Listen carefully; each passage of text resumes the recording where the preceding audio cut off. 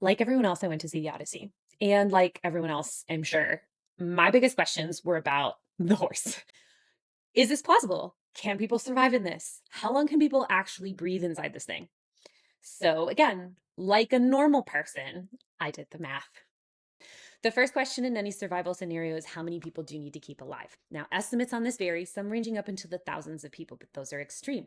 The earliest known depiction of the Trojan horse, the Mykonos vase, shows 7 warriors peeking out either side. Homer himself named 12 warriors in the Odyssey, but that doesn't mean that's all that there were in there. Modern reconstruction efforts, like the one from this paper, which I've relied on heavily for my continuing analysis, estimate that there were probably about 16 soldiers in. So let's take that number and run with it. Ships that they would have had available to them were oared ships. So these 20 oar ships typically had a length of 40 to 60 feet. So we're going to take a typical ship size of 15 meters in length and 2.4 meters in diameter, which according to this analysis is the most plausible set of dimensions for a horse that would work. This type of horse would have likely been made of fur, the same wood used to build these ships, designed by Epios, the fleet shipbuilder and repair expert. So shout out to that guy. It could have been pulled by 36 horses, meaning that this design is plausible to move across the sand. Now we have our dimensions and our number of people inside: 2.4 meters in diameter, crew compartment length 11.5 meters, keeping 16 people alive.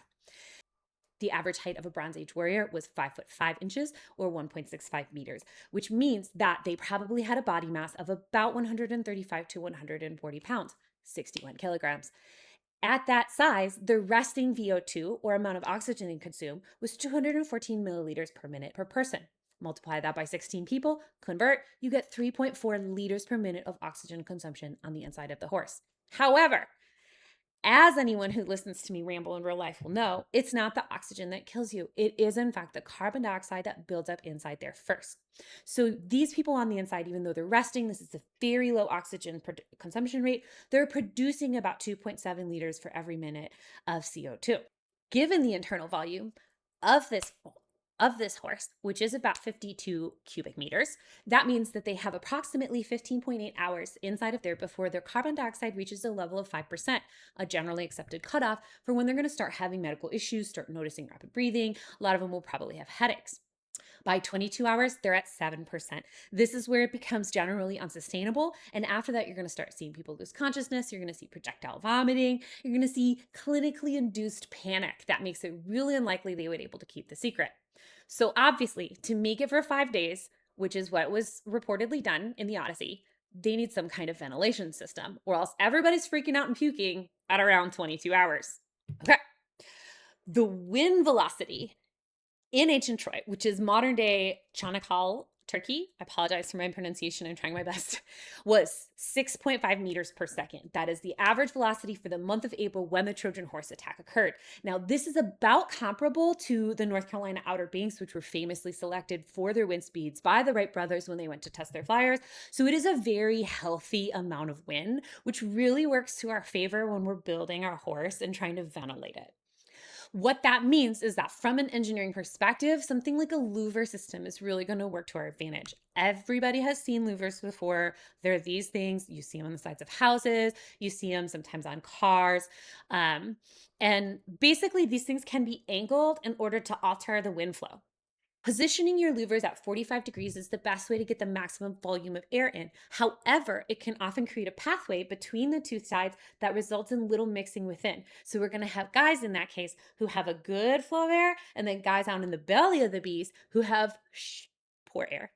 The solution to this, according to this engineering model, is to angle them at about 15 degrees instead. What that does is that forces a mixing path flow that'll work through our horse and give us a better advantage in terms of breathing for everybody involved. Of course, this also works to our advantage when hiding from the Trojans, because 15 degrees is going to really close up those passageways, and it's going to make sure that they don't see inside the horse through a big open gap of a 45-degree louver.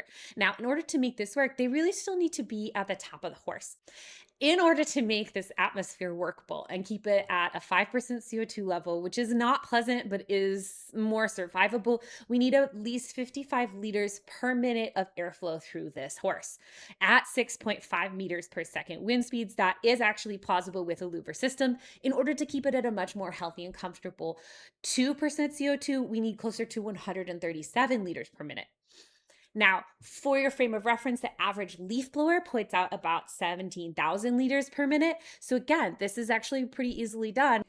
In summary, survival inside the Trojan horse, at least from a respiratory perspective, was surprisingly achievable. A lot of that was because of the fact that these were people who are a lot smaller than what is normal today, and they were at a very restricted activity level. So they were consuming minimum oxygen, putting out minimum carbon dioxide, and they were in a large space given their body size because they used a ship hull to do this and build it.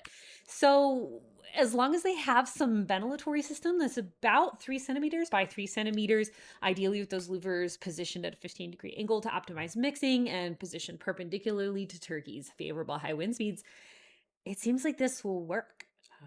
So let's go do it.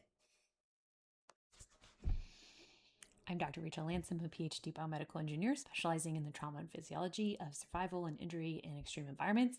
And I hope you've enjoyed this disturbing glimpse inside my brain.